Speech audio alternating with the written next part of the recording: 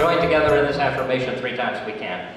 I can, yes I can, because I obey the power within me.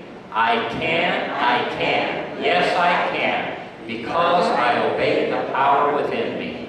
I can, yes I can, because I obey the power within me. And a quote by Emma Curtis Hopkins, your power of choice is supreme in your own secret kingdom of mind.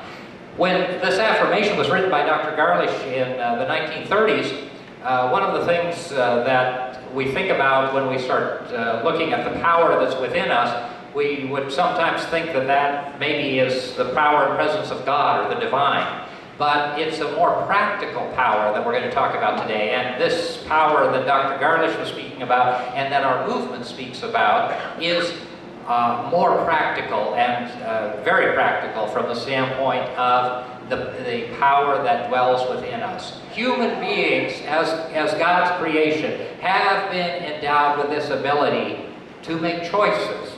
And we make choices all the time. And if we have a choice, and we do, of the thoughts that we think, then we have a profound ability to determine how it is we respond to and feel about life. How many of you remember the New Testament lesson that we shared this morning? It is the words of St. Paul, finally, brethren, whatever is true, whatever is honorable, whatever is just, whatever is pure, whatever is lovely, whatever is gracious, if there is any excellence, if there is anything worthy of praise, think about these things. And we're thinking about circumstances and situations, but how much time do we give to directing the thoughts that we think? And how vigilant are we about the thoughts that we think? We think thoughts that are planted by people all around us, by circumstances and situations, by events. And what do we know about events, about the events of life? What did Mary Baker Eddy say? See beyond appearances. The decisions that we make for ourselves are ours to make. But the resource that we have, that is the innate knowledge that we have within us to make these choices and right decisions, is always there. Jesus was a great example. Mary Baker Eddy called him the way shower. Jesus was one who could allow his train of thought or his process of thinking to be aligned with divine mind or the mind of God. He was different than most of us, although he told us that all that he did, we would do and more. It is to see the divine within everyone, but also to see the divine within everything and every action, despite appearances to the contrary.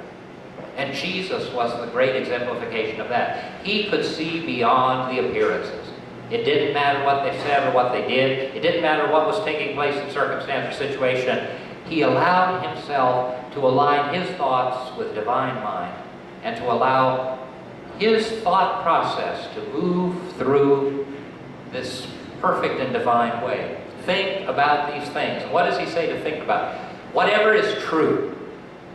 What if we were able to think about what is true all of the time? Not what is false. What is true? What is true?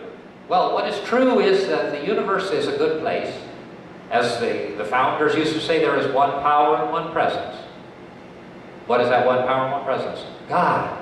So if in fact this universe is a friendly and wonderful place, if in fact there is one power and one presence, and it is God and it is good, then the truth is that good and God are present always and everywhere, despite appearances to the contrary. Whatever is honorable and whatever is just, that would create an honest world, wouldn't it?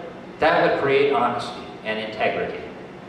And if God created all that is, then this world, seen and unseen, is filled with integrity and good. I think it's really, the story we tell so often about, is a child with a dirty face a dirty child,